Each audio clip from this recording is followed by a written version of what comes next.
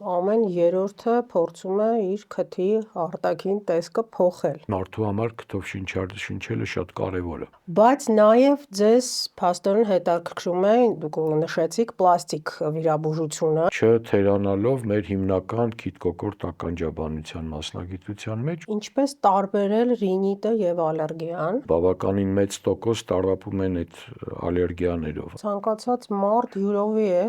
ստրեսից ազատվում։ Նման դեղամիջոցները դրանք հոգեմետ դեղերի նման են։ Խնդրում եմ պատմեք եւ բացատրեք, ինչու չի կարելի դա անել։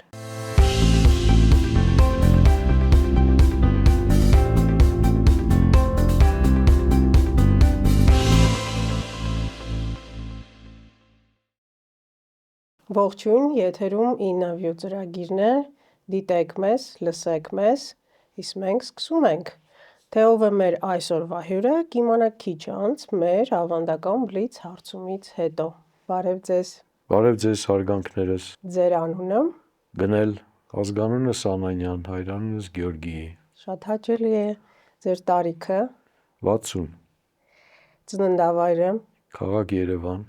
Բնակության վայրը։ Քաղաք Երևան։ Ամուսնական կարգավիճակը։ Ամուսնացած, ունեմ 3 երեխա եւ 2 թոռ։ Կեցեք։ Շնորհակալություն։ Ձեր մասնագիտությունը։ Բժիշկ։ Բժիշկ քիթ-կոկորտ ականջաբան։ Հոբի ունեք։ Այո։ Ինչ հոբի է։ Որս, ձկնորսություն, լեռնագնացություն, դահուկներ։ Ճամփորդություններ, երևի։ Բնականաբար, եթե լեռնագնացություններ, ուրեմն Հայաստանի լեռները արդեն չափել ենք, հիմա տենց գնում ենք տարբեր մայրցամաքներ։ Ընդունեցի։ Եվ ձեր ամենամեծ երազանքը։ Ամենամեծ երազանքը, որ մեր երկիրը լինի խաղաղ եւ մեր երեխաներն ու թոռները ապրեն խաղաղ, առողջ եւ Հայաստան աշխարհը այնքան գրավիչ լինի, որ բոլոր հայերը եւ ոչ միայն հայերը ձգտեն ապրեն Հայաստանում։ Չեք հավատա, համարյա բոլոր մեր հյուրերը բարձրաձայնում են այդ երազանքը, ինչը երևի թե տրամաբանական է եւ բնական այսօրվա մեր իրավիճակում։ Լսեցինք, որ բժիշկ եք, բայց ինչու ընտրեցիք քիթ-կոկորտ մասնագիտացումը։ Ընտրեցի այդ մասնագիտացումը, որովհետեւ բավականին հետաքրքիր ոլորտ է բժշկության մեջ, ասեմ, որ մեր մասնագիտությունը ուսումնասիրում է մարտարարացի պրակտիկորեն բոլոր զգայարանները, բացի տեսողական անալիզատորից, որը որ մարդը շփվում է արտաքին աշխարհի հետ։ Դա խոսակցությունն է, դա լսելն է, դա հոտառությունն է, այսինքն բացի տեսողական համակարգից մնացած բոլոր զգայարանները, որով որ մարտարարածը շփվում է արտաքին աշխարհի հետ, ուսումնասիրում է քիթ-կոկորտ ականջաբանությունը եւ շատ հետաքրքիր ոլորտ է եւ շատ լայն ոլորտ է։ Ինստիտուտում արդեն գիտեիք, որ այս ոլորտն եք ընտրելու։ Այո։ Արդեն կողմնորոշվել եք։ Այո։ Երրորդ կուրսից, հա, ինչպես պետք է գնար։ Չորրորդ կուրսից, երբ որ անցա քիթ-կոկորտ ականջաբանությունը եւ ունեինք շատ պայծառ ասիստենտ, որը որ շատ հետաքրքիր անցկացրեց մեր այդ 2 շաբաթվա դասընթացները եւ իմ համար դարձավ համակրելի այդ մասնագիտությունը, նամանավանդ որ ինքը ավելի ընդլայնված էր եւ արդեն Հայաստանում կային մասնագետներ, որոնք որ հետագայում դառան իմ ուսուցիչները նաեւ դեմքի էսթետիկ ինչ որ միջամտությունների, կոնկրետ ռինոպլաստիկայի հետ կապված։ Դրա համար այդ մասնագիտությունը ինձ գրավեց բավականին։ Դե ընտանիքում էլ բժիշկներ կային եւ օրինակ էին ծառայել, կպատմեք։ Երջանկայիշատակ մայրս էր բժիշկ, նյարդաբան, աշխատում էր 8-րդ հիվանդանոցում, այնուհետև սրտաբանականի դեղի խորհրդատուներ նյարդաբանության գծով, հետո կուրարտոլոգիայի ֆիզիոթերապիայի ինստիտուտում էր աշխատում, եւ մանուկ հասակում եւ դպրոցական տարիներին շատ էր լինում, որ ես գնում էի իրեն մոտ հիվանդանոց եւ այդ շփումը մարդկանց հետ, մարդկանց օգտակար լինելը, ցավին դարման լինելը, նույնիսկ եւ խիստ մասնագիտական առումներով եւ նույնիսկ երևի մի քիչ հումորով էլ, որ կարողանաս մարդուն տրամադրել, որպեսզի ինքը բռնի բուժման ճանապարհը։ Այդ շատ գրավիչ էր դա իմ համար եւ հետո ավակ քույրս, որ որոշեց դառնալ բժշկուհի, ինձ դա էլի ոնց որ այդ ուղղությունը եղավ եւ որոշեցի դառնալ բժիշկ։ Այո, հիշատակեցի կուրորտոլոգիայի ինստիտուտը, կարելի է ասել, որ ես մեծացել եմ այդտեղ, որովհետև իմ մայրիկն էլ էր այդտեղ աշխատում, թերապևտ որպես, եւ մանկապարտեզ չէի ուզում գնալ, եւ մայրիկս ստիպված ինձ բերում էր այդտեղ, թողնում էր մանկական բաժանմունքում, հետո ես իհարկե փախչում գալիս էի այնտեղ, այնպես որ հարազատ ինչ-որ բան լսեցի եւ կարծում եմ մեր մայրիկներն էլ հավանական է, որ գոլեգաներ են եւ ծանոթ են եղել։ Անպայման, դա հետո մենք կմանրամասնենք ինաջան, դա էլ ինձ շատ հետաքրքրեց։ Այո։ Բայց նաև ձեզ փաստորեն հետաքրքրում է, դուք նշեցիք պլաստիկ վիրաբուժությունը եւ ինչ որ մի պահից դուք նախաձեռնեցիք պլաստիկ վիրաբուժության կենտրոն բացել, հա, Դա Վինչի անվանումով, դա երբ տեղի ունեցավ եւ ձեր գործընկերները ովքեր են։ Դա Վինչի կլինիկան գոյություն ունի 10 տարուց ի վեր, 14 տարի, որովհետեւ անցած տարի մենք այդ տարեդարձը նշեցինք, դա հիմնադիրները Սեյեդ Ղազարյանն էր ու Արմեն Հովհաննիսյանը եւ ինքը գործում էր Քոչինյան փողոցի վրա, այնուհետեւ մենք որոշեցինք մի քիչ ավելի ընդլայնվենք եւ հիմնադրեցինք ներկայիս Դա Վինչին, որը որ Ձորափի 2 հասցեում է գտնվում եւ այնտեղ կա պլաստիկ վերականգնողական վիրաբուժության եւ էսթետիկայի հետ կապված պրակտիկորեն բոլոր ծառայությունները, այնտեղ կատարվում են փոքր տեղային միջամտության վիրահատություններ, հիմնական ճնշող մեծամասնության գործունեությունը զբաղվում են մեր պլաստիկ վիրաբույժները, նույն Արմեն Հովհաննիսյանը եւ Սեյեդ Ղազարյանը, մեր ոլորտը եւ որդիս էլ համագործակցում է անտեղի հետ, երևի դեմքի, քթի պլաստիկ վիրահատությունները, ականջախեցու պլաստիկ վիրահատությունները, բայց իհարկե չթերանալով մեր հիմնական քիթ-կոկորտ ականջաբանության մասնագիտության մեջ, ուղղակի ես համարում եմ եւ համարել եմ եւ հիմա որոշակի մեր հանդիպումների, գիտաժողովների կամ ինչ-որ պարբերականներում տպագիր աշխատանքներով ներկայանալիս ես համարում եմ, որ ցանկացած վիրաբույժ, պլաստիկ վիրաբույժ ինքը պիտի տիրապետի քթի նաև կարևորագույն ֆունկցիաներին, ֆիզիոլոգիային, պաթոֆիզիոլոգիային, որովհետև քիթը ոչ միայն ամենաարտահայտիչ մասն է դեմքի եւ ունի ինքը նաև կարևորագույն ֆունկցիաներ օրգանիզմի ճիշտ գործունեության համար։ Այդ իսկ պատճառով ստեղ երկտեղվում է եւ փոխել արտաքին տեսքը, բայց միևնույն ժամանակ եթե ոչ չտուժի ֆունկցիաները, այլ ընդհակառակ բարելավել եւ շնչառությունը եւ բոլոր դրա հետ կապված Ինչ վերաբերվում է արտաքին տեսքին, մի խայտառակ տենդենց կա հիմա, ամեն երրորդը փորձում է իր քթի արտաքին տեսքը փոխել։ Անհրաժեշտություն կա, թե չկա, այդ մոդան ի հայտ է եկել։ Դուք ինչպես եք վերաբերում, երբ դուք անձամբ տեսնում եք հիվանդի, որը ձեր կարծիքով կարիք չունի, դուք ասում եք նրան դրա մասին։ Իհարկե, անպայման ստեղ երևի մեր դիմորդներին պետք է բաժանել երկու հիմնական դասի, այսինքն պլաստիկ վիրահատությունները կարելի անել քթի վերականգնողական վիրահատությունները արտաքին բրգի կարելի է կատարել աղջիկների մոտ 17 տարեկանից հետո ենք դիտում, տղաների մոտ ոչ շուտ քան 18 տարեկան։ որովհետև աղջիկները մի քիչ ավելի արագ են հասունանում։ Ֆունկցիայի տեսակետից, շնչառությունը բարելավման տեսակետից տարիքային խտրականություն պրակտիկորեն չկա,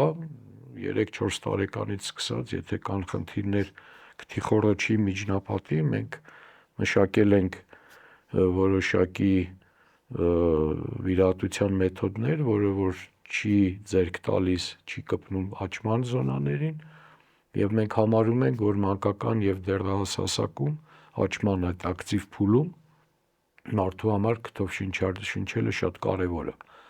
Ցանկացած տարիքում իհարկե, բայց այդ տարիքում նամանավանդ, որովհետեւ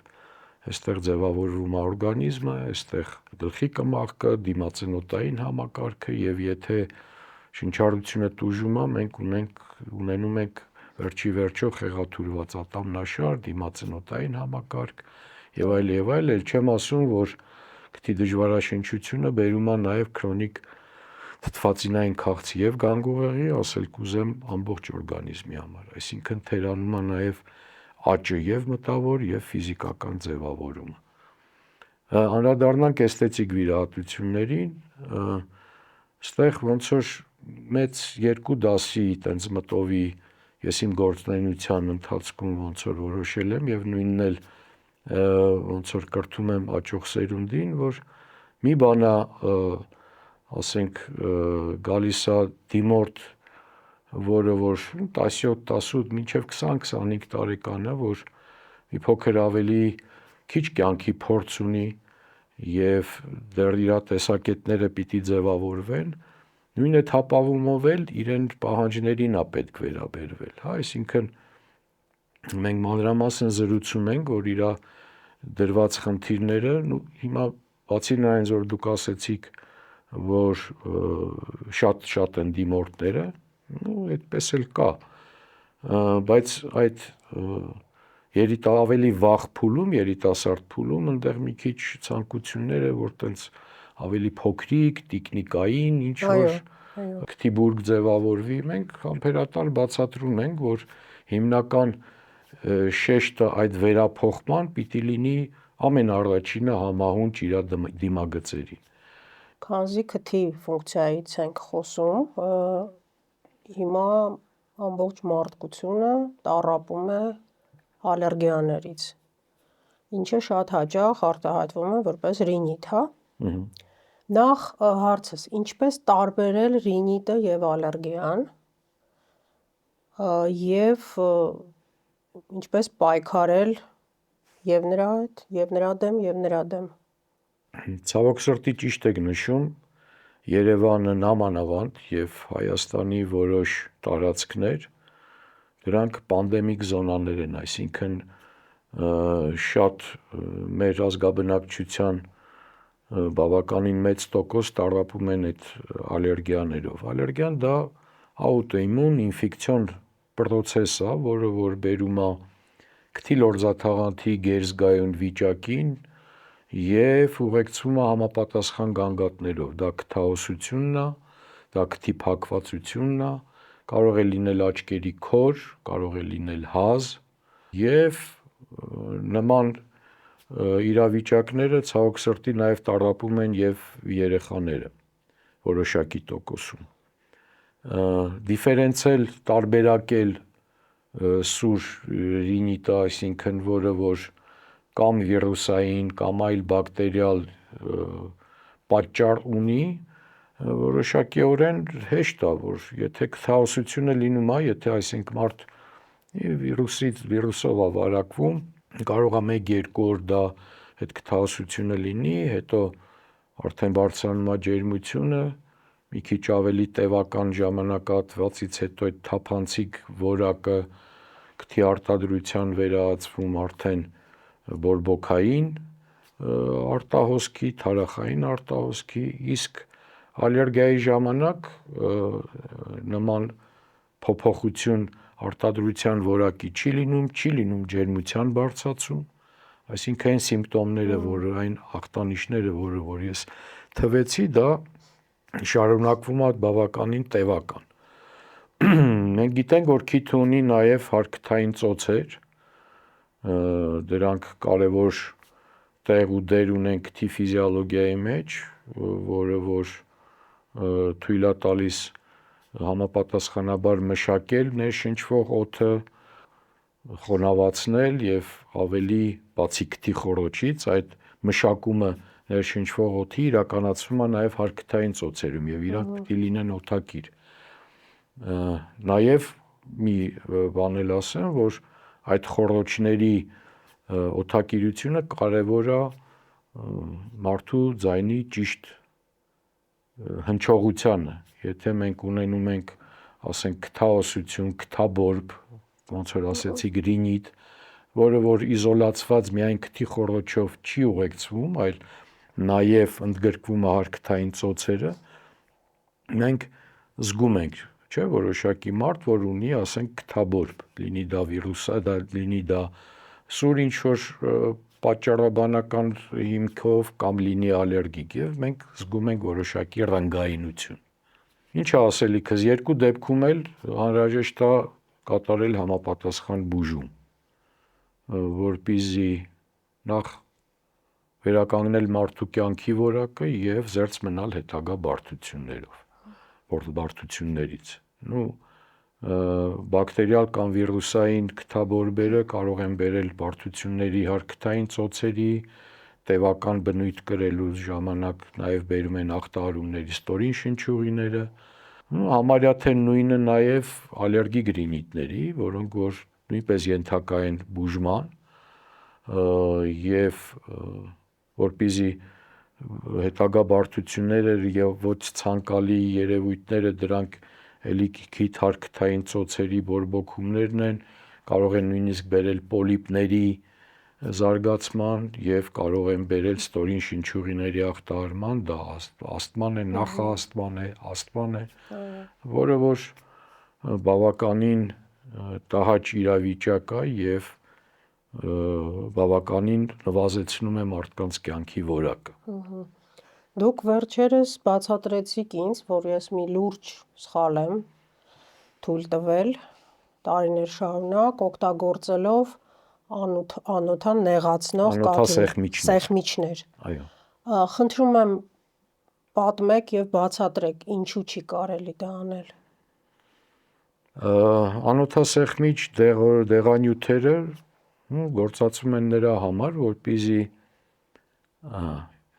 եթե դա չի հայտնաբերում որպես ալերգիկ, ալերգիայի ժամանակ նույնիսկ ցուցված էլ չի, որոշ դեպքերում հակացուցված է, եթե դա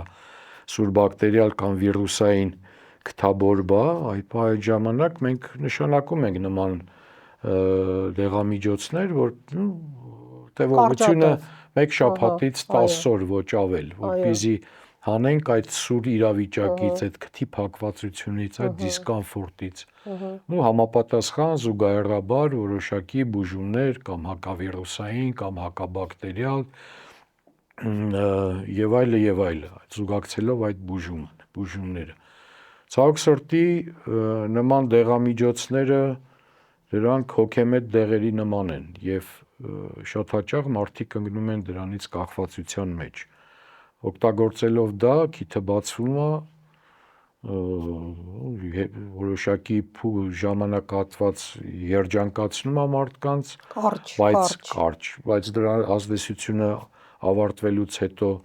էլ ավելի թվում է, որ քիթը փակվել է եւ մարդիկ ընկնում են կախվածության մեջ։ Տևական օգտագործելուց հետո խեղաթյուրվում է քթի լորձաթաղանթ։ Մենք ասեցինք, որ քթի խոռոչը առաջնահերթ լորձաթաղանթ ունի բազմաթիվ ֆունկցիաներ, դրանք ներշնչող օդը մաքրելն է, խոնավացնելն է, տաքացնելն է, այսինքն եւ այլ հոտառական ֆունկցիան, այսինքն տուժում են պրակտիկորեն այդ բոլոր ֆունկցիաները, տևական անոթասեղմիչ դեղանյութեր օգտագործելուց, դրանք հիմնականում երկուսն են քսիլամետազոլինի եւ նավթիզինի հիման վրա եւ առաջացնում են այսպես ասած դեղորայքային ռինիտ, այսինքն դեղորայքային լորձաթաղանթի բորբոքում, որը որ արտահայտվում է հետագայում չորությունով, հետագայում հոտառության խեղաթյուրումով, ստորին շնչուղիների ինչ որ խնդիրներով, նաև պետք է ասել, որ քթիլորձաթաղանթ ունի շատ հզոր ներծծող հատկություն, այսինքն այդ բոլոր դեղամիջոցները շատ արագ հայտնվում են արյան կենտրոնական հոսքի մեջ և կարող են բերել սրտխփոցների, ճնշման տատանումների, գլխացավերի, այսինքն բոլոր ուղղություններով տևական անոթասեղմիչ դեղերը օգտագործել չի կարելի։ Եթե պետք է անցնել այլ դեղամիջոցների, հիմա կան դեկոնգենսանտներ, որ պատող լորձաթաղանթ հանգստացնող, խոնավացնող, նույնիսկ յուղային կոմպոնենտով ավելի բարի ճակերտավոր ասած, այսպես ասած, անոթասեղմիչ դեղեր, որոնք որ չեն խեղաթյուրում քթիլորձաթաղանթը, եթե այդ կոնսերվատիվ, այսպես ասած, խնայող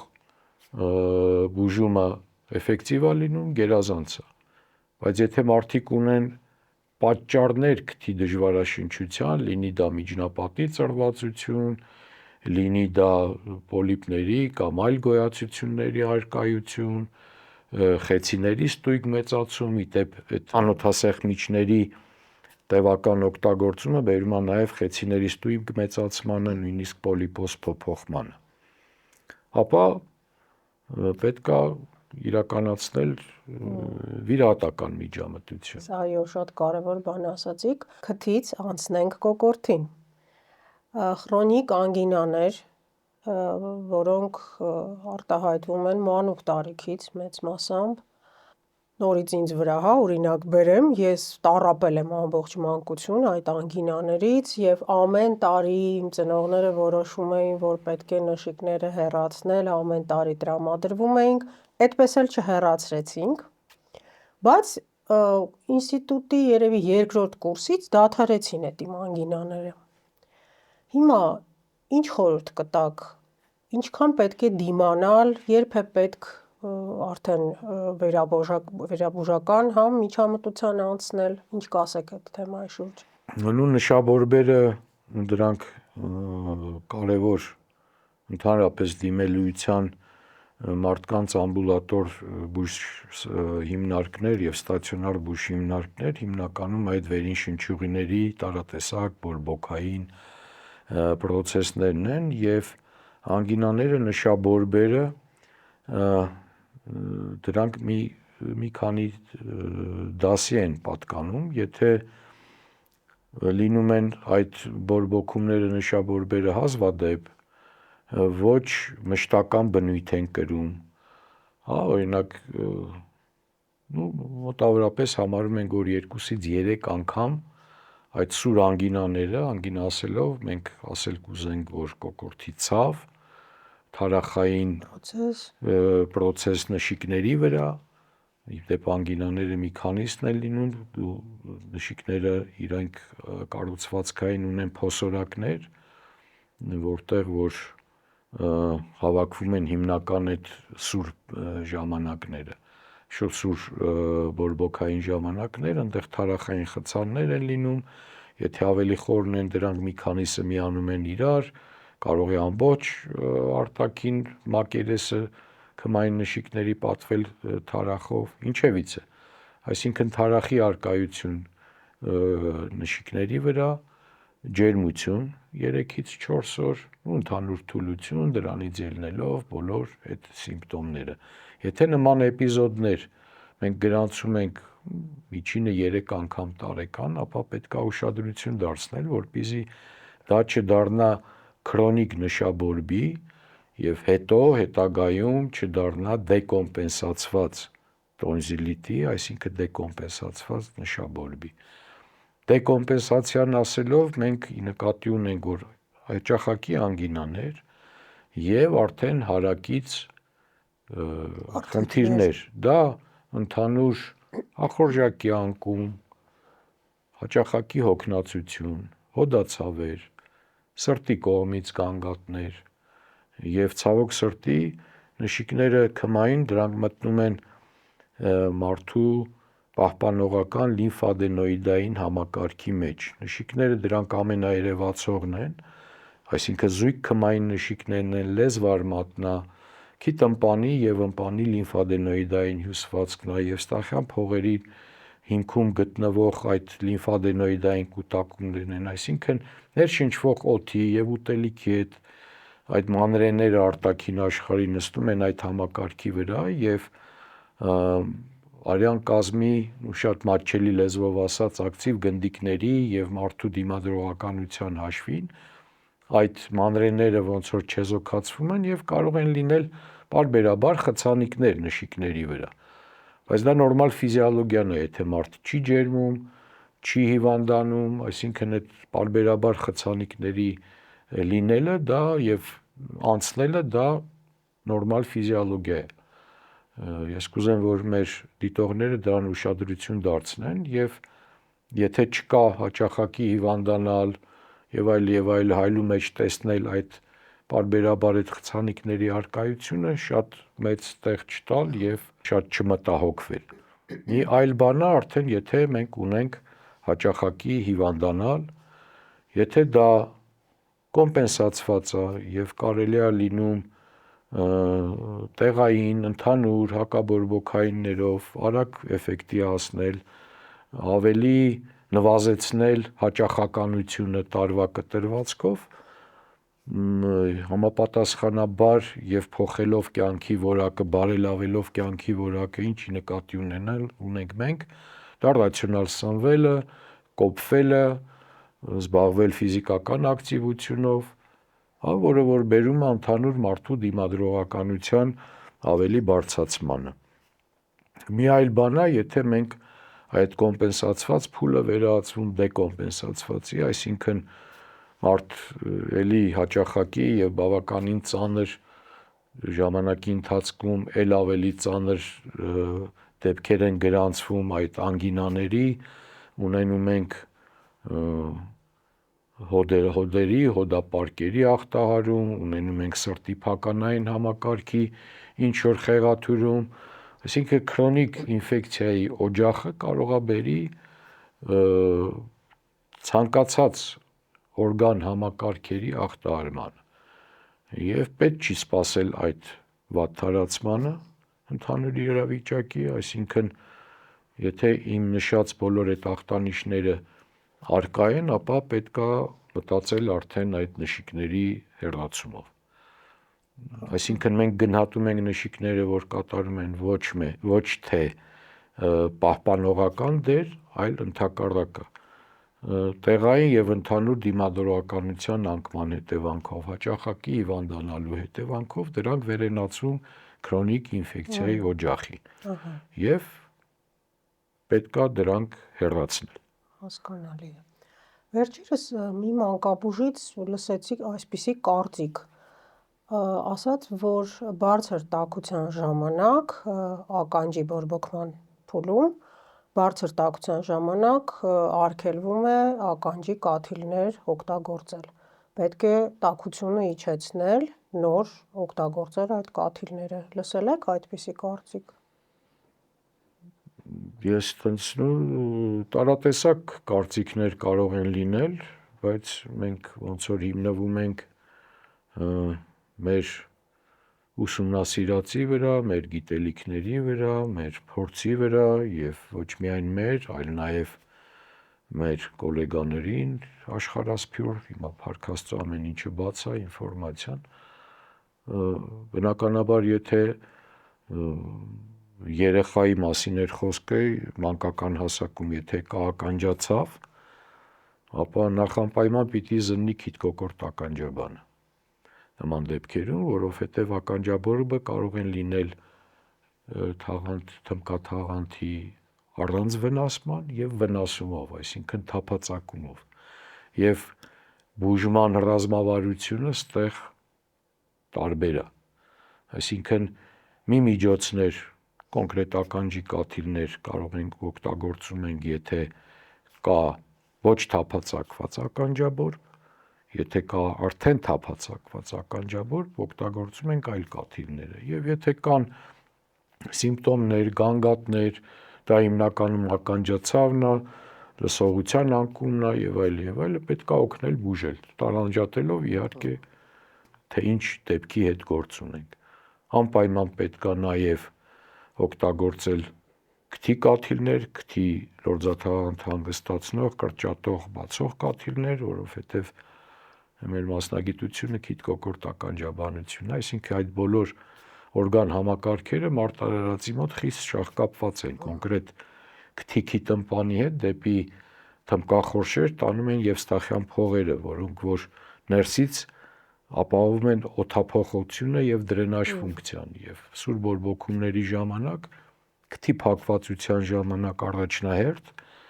կարող է այդ դրենաժ ֆունկցիան տուժել, օդը չգնար դեպի թմբկախորշ եւ այդ արտադրությունը, որտեվ նույն թմբկախորշում է լորձաթաղանթ կա եւ ինքը արտադրվում է լորձ։ Եթե տուժում է այդ դրենաժ ֆունկցիան, այդ լորձը եւ բորբոքված լորձը չի գալիս թափվում դեպի քիթմպան, մեզանից անկախ, դա տալուց, խոսելուց, ծամելուց, հորանջելուց այդ Եվստախյան փողերը գործում են։ Եթե լինում է ստույգ փակվածություն, դա բերում է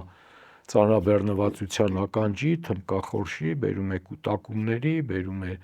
կանգային երևույթների թմբկախորշում, այդ լորձը հետո կարող է ինֆեկցվել, վերածվել թարախի, եթե էլին արտահոսք չեղավ դեպի քիթմպան, ապա թափածակվում է թմբկաթաղանթը եւ արտահոսք է լինում դեպի դուրս։ Այստեղ շատ պատասխանատու խնդիրներ են ականջաբորբը, որովհետեւ թմբկախորշը ինքը իրանից փոքր է բավականին, բայց շատ պատասխանատու տեղ է տեղակայված։ Նույն թմբկախորշի վերին պատը դա բարակ ոսկրային թիթեղ է, որը որ բաժանում է միջին գանգափոսը։ Այսինքն տևական բուժում չստանալով, ոչ adekvat բուժում չստանալով կարելի է բերել նույնիսկ ներգանգային բարդությունների։ Ասել կուզեմ եւ կուզեմ որ մեր լսողները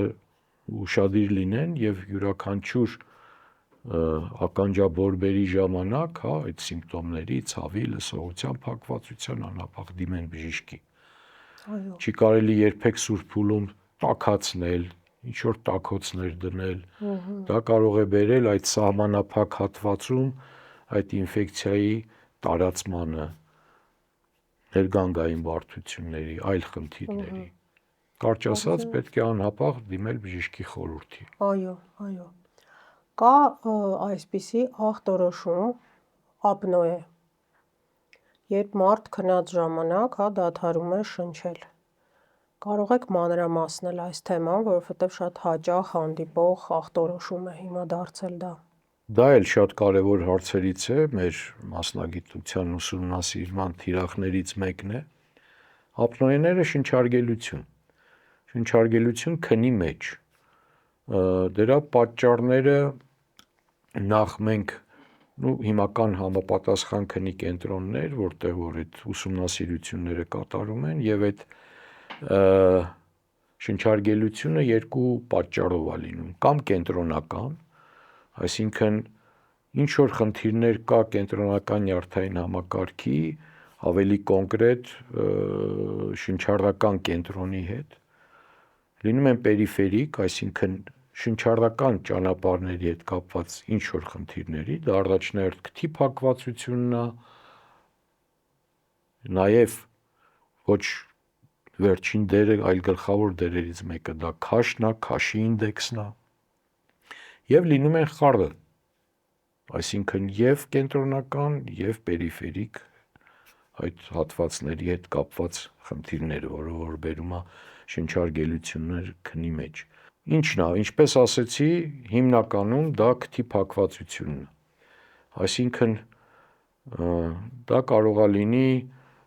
տարատեսակ խոչընդոտներ, միջնապատի ծրվածություններ, ալերգիկ ախտահարումներ, խեցիների մեծացում, այլ գոյացությունների խոչընդոտների առկայություն, երեխաների մոտ նաև քիթմպանային այդ փշային հանգույցի ադենոիդների մեծացման, երեխաներն էլ են ունենում շնչարգելություն։ Եվ ինչպես ասեցի, նաև ունի քաշի բարձր ինդեքս, այսինքն գեր քաշ ունեցող մարդիկ, Դա բացատրվում է նրանով, որ համապատասխան քաշի մեծ ու ավելի ծանր է լեզուն մարդու եւ համապատասխանաբար ի հաշիվ այդ ճարպային բջիջանքի գերաճի նեղանում են նաեւ շնչուղիները։ Եվ պատկերացրեք, մարդը հորիզոնական դիրքում քիթը փակ է, խեցիները մեծ են, քթի անցանելիությունը չկա, մարդ շնչում է բերանով, շնչառական մկանները ուրեմն բարձրացնում եւ առաջ են բերում լեզուն,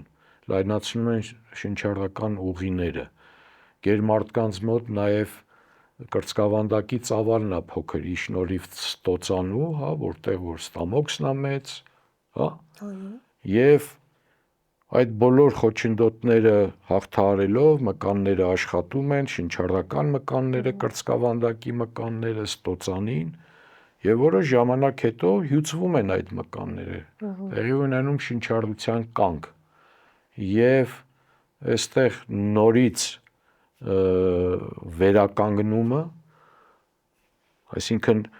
շնչառության կանգ է տեղի ունենում, կուտակվում է ածխածինը արյան մեջ, դա ազդակ է շնչառական կենտրոնին, որ նորից պետքա մկաններին ազդակ տալ եւ որպեսզի սկսեն շնչելը։ Նորից շնչառական վերականգնումը կամ լինում է քնի մեջ, որոշակի շնչառության դադարից, կամ մարդիկ կարող են վեր թռնել եւ այդ ժամանակ շնչառությունը ինքնաբերաբար տենց օգնելով վերականգնել։ Դա շատ պատասխանատու խնդիր է, ես ուզում եմ դրա վրա շեշտը դնեմ, որ այ ոնց որ ասեցի քնի կենտրոնում, այսինքն ինչ են անում, մարդիկ կամ ստացիոնար գտնվում են հսկողության տակ, կամ որոշակի այդ ցուցիչները եւ այդ տվյալներ հավաքող այդ սարքերը տեղադրվում են մարդու վրա, այդտեղ շնչառության հաճախականությունը, թվացնով հագեցվածություն, մի քանի ցուցանիշներ, ճնշման ցուցանիշներ եւ այլ եւ այլ, եւ այդ շնչարգելության ժամանակ արյան ճնշումը կարող է հասնել մինչեւ 200 մմ սնդի կիսություն, որը որ շատ պոտենցիալ մեծ վտանգ է հիմնականում գանգուղեղի համար, կաթվածքների եւ այլի բերելով այդ երևույթների, այդ իրավիճակների։ Անցնեմ ձեր հարցին, թե ինչ է պետք անել, եթե մարդը գեր է, առաջնահերթ պետք է գնալ քաշի նվազեցմանը։ Եվ հիմական այդ CPAP ապարատները, օգնող ապարատները, որոնք որ թույլ են տալիս զգայուն շնչառական ապարատներ են, որը որ մարդ կրում է քնի մեջ, եւ շնչարգելության ժամանակ այդ սարքը զգում է եւ մղում է օդը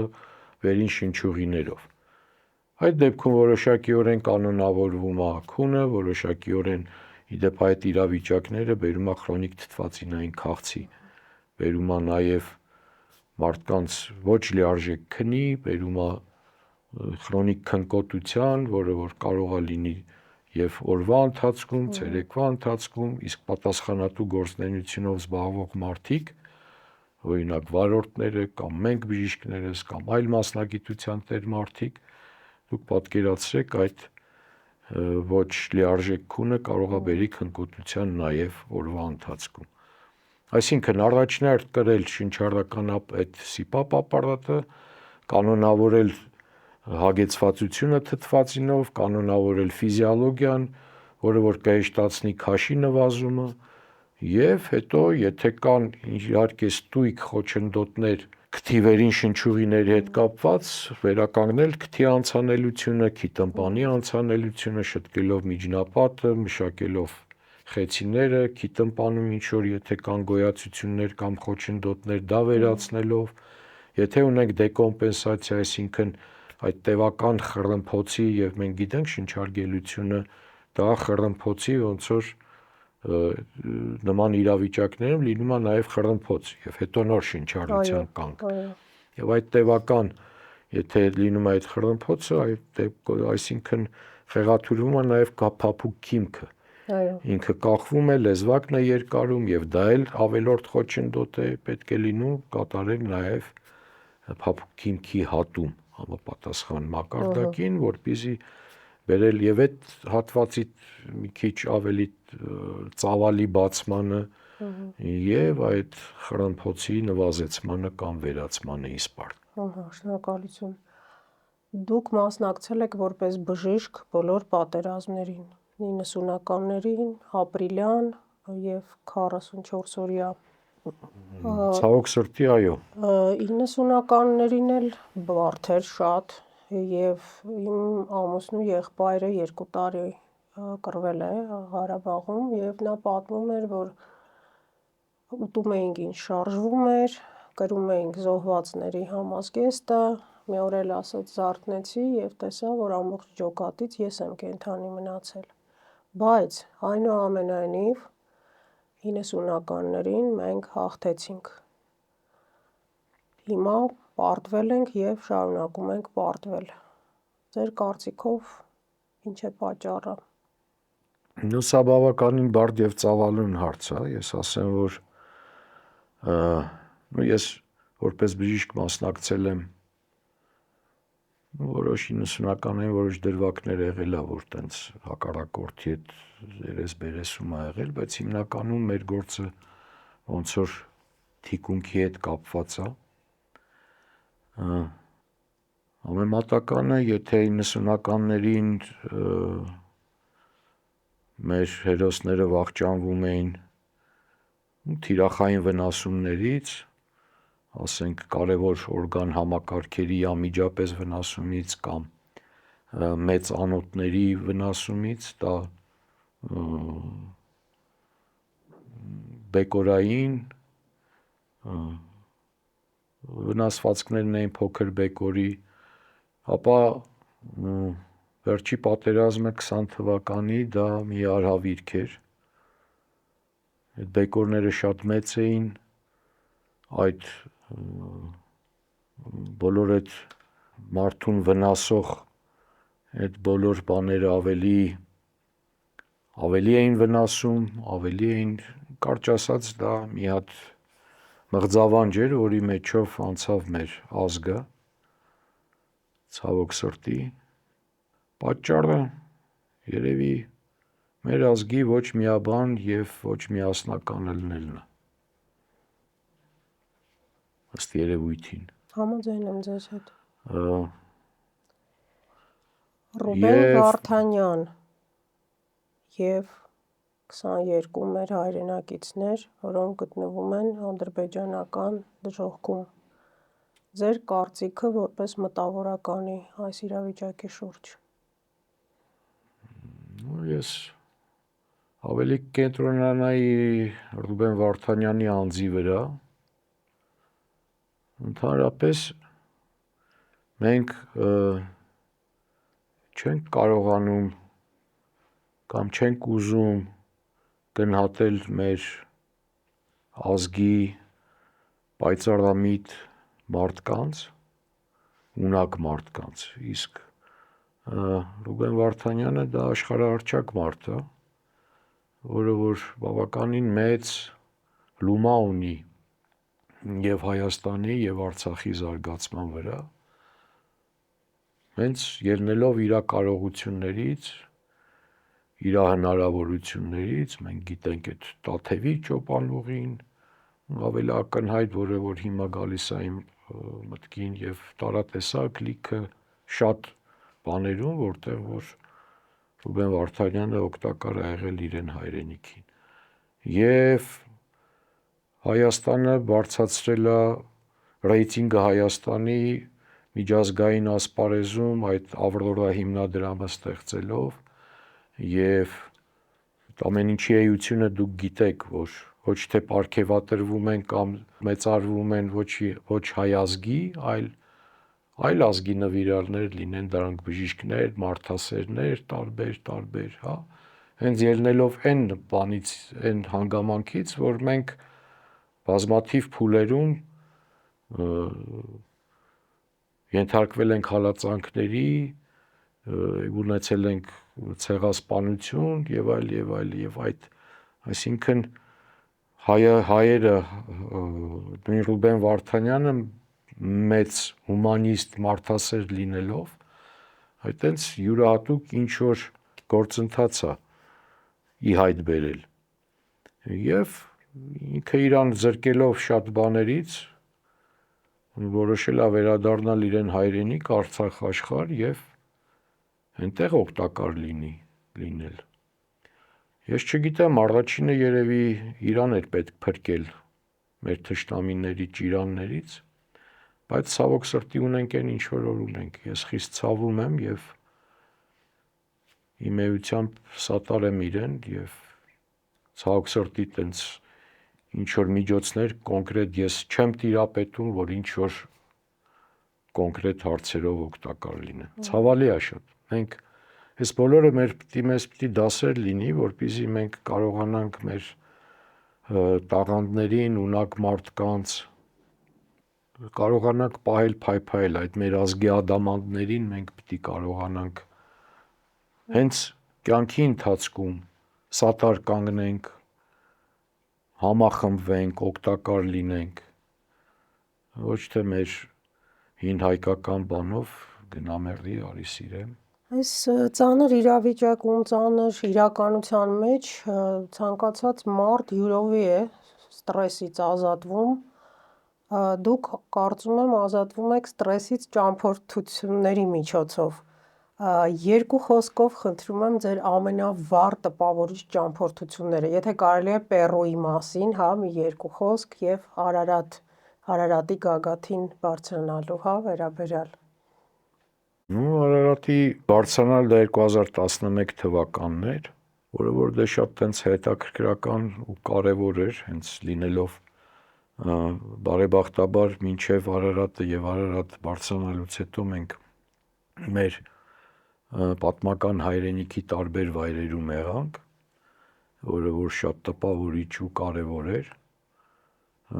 Արարատից հետո եկավ Արարատի բարձրությունը 5163 մետր է, այնուհետև հաջորդ տարին եղավ Կիլիմանջարոն, Աֆրիկայի բարձր գագաթը, այնտեղ 5895 մետր էր, դա էլ մենք հաղթահարեցինք։ Նշեցիք Պերուն, դա հետաքրքիր հատված է, նախ իրեն մայրաքաղաքը Լիման շատ հետաքրքիր քաղաք է, այդ ծովի մակարդակից մի 200 մետր այդ սարի դոշին գտնվող հատվածը եւ այդ Մաչու Պիկչուն, որտեղ որ հին հնդկացիներն են ապրել, մի յուրահատուկ վայր է, նույնիսկ դրախտավայր է, որտեղ որ ապրել եւ գործել են մեր նախնիները։ Մինչև եգիպտացիների այդ բրգերը ընդեղ էլ կային շատ մեծ քարեր եւ եգիպտական բրգերի երևի մի երկու չափեր այդ քարերի, որով որ իրանք էլ իրանց շինություններն են սարքել եւ շատ հետաքրքիր է ու նույնիսկ մտածելատալի միթե սա միայն Մարտ Արարածի արածն է, թե կան ինչ-որ գերբնական ուժեր կամ այլ մոլորակայիններ, որոնք որ ժամանակին օգնել են, այդ հարցերը բոլորը հիմա քննարկման փուլում են։ Բայց այդ ամեն ինչը տեսնել, վայելելը իհարկե շատ հաճելի է։ Երանի ձեզ։ Շնորհակալություն։ Ցանկանում եմ ձեզ, տարօսի ձեզ։ Շնորհակալություն։ Եվ հարց հաղորդավարին ունեք այդպիսի հարց։ Շատ հաճելի է ձեր հետ շփվելը, Ինա ջան։ Նախ ես կուզեի օրինակ ոնց եք դուք պատկերացնում մեր Հայաստանի մաս մեդիայի զարգացումը, այդ մեր 4-րդ իշխանության զարգացումը շատ կարճ։ Գիտեք, բարդ հարց է, ձեր ասած ծավալուն հարց է բավականի, բայց զարգացումը ապրել ենք իհարկե, մեծ զարգացում ենք ապրել, եթե մենք համեմատենք 90-ականները օրինակ, նույնիսկ սովետական միության շրջանում ահագին առաջխաղացումներ կան, բայց միակ կետը, որ անպայման կերազեի, որ փոփոխություն ապրեր, դա կուլտուրայի մակարդակի ինչ-որ մի կետ, հա, որ ավելի այդ կետը բարձր լինի։ Եվ թե լեզվաբանորեն, և մտովի, և թեմաները, և միասնականությունը ժողովրդի, որ դուք նշեցիք, դա մեդիայում էլ շատ վառ արտահայտվում է, որ մեր մեդիան լինի ներդաշնակ։ Եվ օբյեկտիվ։ Եվ օբյեկտիվ միանշանակ, սա